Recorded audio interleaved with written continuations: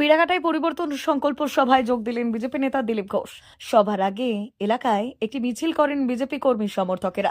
সভার শেষে সাংবাদিকদের মুখোমুখি হয়ে একাধিক ইস্যু নিয়ে শাসক দলকে কড়া ভাষায় নিশানা করলেন দিলীপ ঘোষ। বামেদের কটাক্ষ করেন তিনি।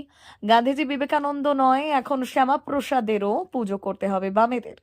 হুমায়ুন কবিরের সাথে বসে বামেরা মিটিং করছেন নিজেদের অস্তিত্ব বাঁচানোর জন্য।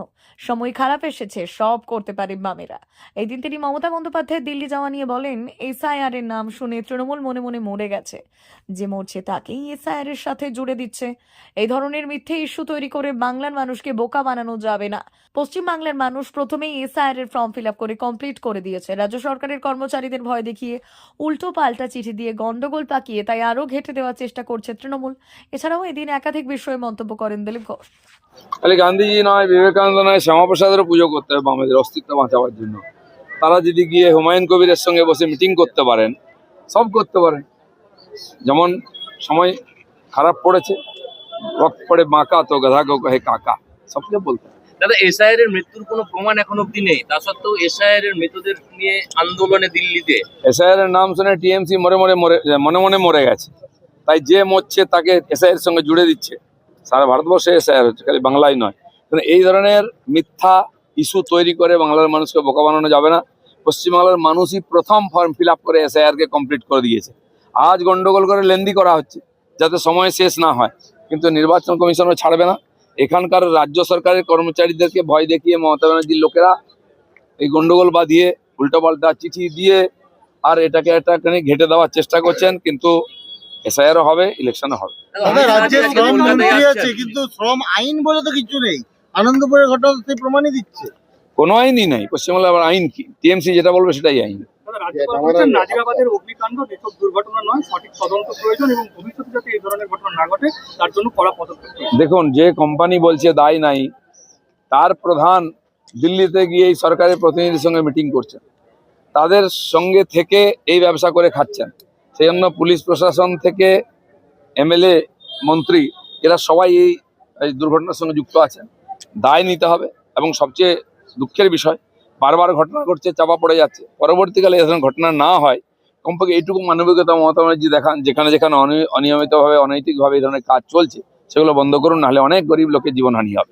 100 ঘন্টা পেরিয়ে গেছে, বহু মৃতদেহ এখনো খুঁজে পাওয়া যাচ্ছে না। পরিবার কত লোক ছিল কোনো হিসাব নেই, কত লোক মারা গেছে, কত লোক পুড়ে গেছে, কিছু হিসাব নেই। কিছু ছাই নিয়ে গিয়ে আর পরীক্ষা করা হচ্ছে। কি হবে? এটা আইওয়াস হবে, কিন্তু ওই গরিব লোকগুলোর, তাদের পরিবারগুলোর ভবিষ্যৎ কি হবে? 2026-এর নির্বাচনে কি বিজেপির মূল অস্ত্র শিল্প? শিল্প তো অবশ্যই।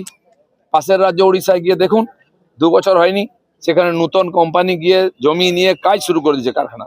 আর পশ্চিমবাংলায় সব সুবিধা থাকাও কেন হচ্ছে না? কারণ মানুষ এই সরকারকে বিশ্বাস করতে পারছে না। আইন শৃঙ্খলা নাই, ভয়ে আসতে পারছেন লোকেরা। জীবন, মান, ধন, সম্পত্তি সবই এখানে সুরক্ষিত নয়। সুজিত বসু বলেছে যে ওই নাজিরাবাদের দমকল বিভাগ তৎপরভাবে কাজ করেছে, যখনই খবর পেয়েছেন দমকল কর্মীরা ঘটনাস্থলে পৌঁছেছে, তবে যারা ব্যবসা করছে তাদেরকে সতর্ক থাকা উচিত। না, পৌঁছেছে তো এত লোকের জীবনহানি হলো কেন? তার দায়টা কে নেবে?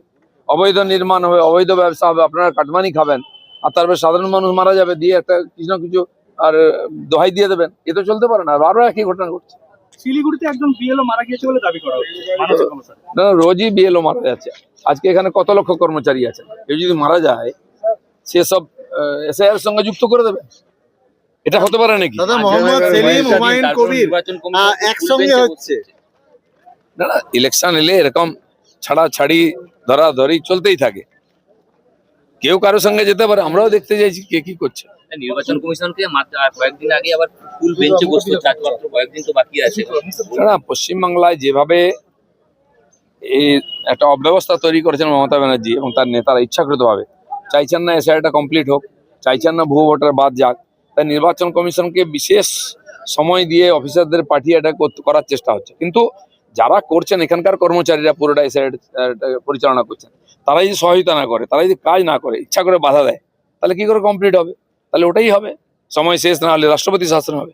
দাদা, আজকে অমিত শাহ মা ওয়েলফেয়ার ফাউন্ডেশন নেশা মুক্তি ও পুনর্বাসন কেন্দ্র। বিজ্ঞানসম্মত আধুনিক পদ্ধতি ও অভিজ্ঞ চিকিৎসকদের দ্বারা চিকিৎসা ও কাউন্সেলিং করানো হয়। নেশার প্রবণতা থেকে বের হওয়ার জন্য চাই সৎ ইচ্ছা। এই নেশাসক্ত ব্যক্তিদের নানান সমস্যার সম্মুখীন হতে হয়। তারা চাইলেও এই পথ থেকে বেরিয়ে আসতে পারেন না, হতাশ ও একাকিত্ব বোধ করেন। তাদের ভুল পথ থেকে স্বাভাবিক জীবনে ফিরিয়ে আনতে আমরা বদ্ধপরিকর। মাদকাসক্ত ব্যক্তি পাগল নয়, খারাপ নয়, তারা শুধুই অসুস্থ। প্রয়োজন শুধু সঠিক চিকিৎসা। আপনার সন্তান কোথায় যায়, কাদের সাথে চলাফেরা করে, নিয়মিত স্কুল কলেজ যায় কিনা, অপ্রয়োজনে বাড়ির বাইরে থাকে কিনা, অস্বাভাবিক জীবনযাপন করে কিনা, আপনি যা অর্থ দেন তা সঠিকভাবে ব্যয় করে কিনা, পারিবারিক অশান্তি, শারীরিক অত্যাচার, স্ত্রী পরিজনকে অকারণে সন্দেহ, অবিশ্বাস, কর্মক্ষেত্রে অবনতি, মাত্রাতিরিক্ত আর্থিক চাহিদা বেড়ে গেছে। তার মানে আপনার প্রিয়জন তীব্র নেশাগ্রস্ততায় বা মানসিক সমস্যায় ভুগছেন। নেশামুক্তি ও মানসিক রোগের নিরাময় ও কাউন্সেলিং কেন্দ্র এখন বেলদায়।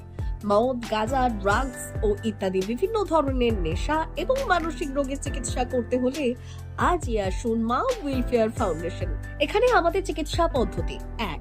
নেশাগ্রস্ত রোগী এবং তার পরিবারের কাউন্সেলিং এর ব্যবস্থা। 2.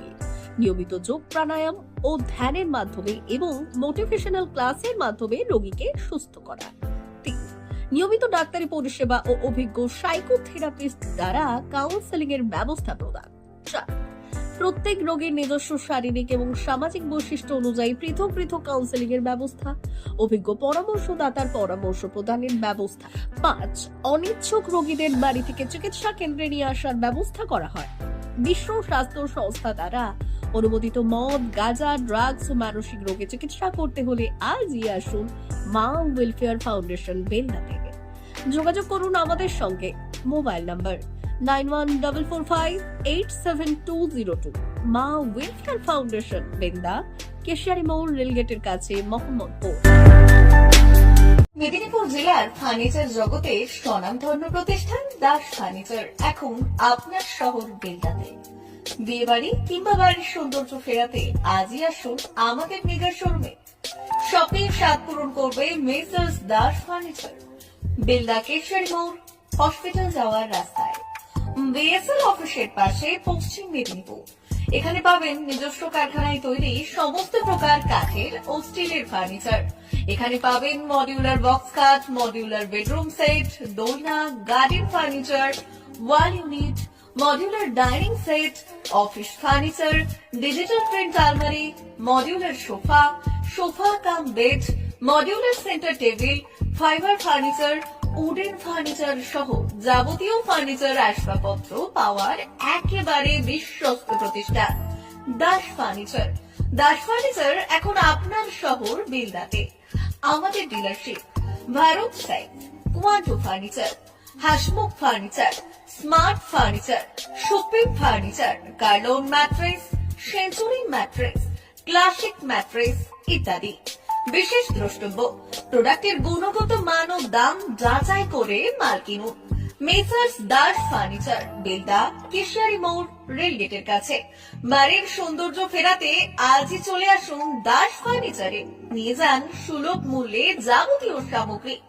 যোগাযোগ করুন 03229239933 অথবা 9933333062 অথবা 7001139426। আমাদের ঠিকানা বেলদা, কেশিয়ারি মোড়, হসপিটাল যাওয়ার রাস্তায়, বিএসএল অফিসের পাশে, পশ্চিম মেদিনীপুর।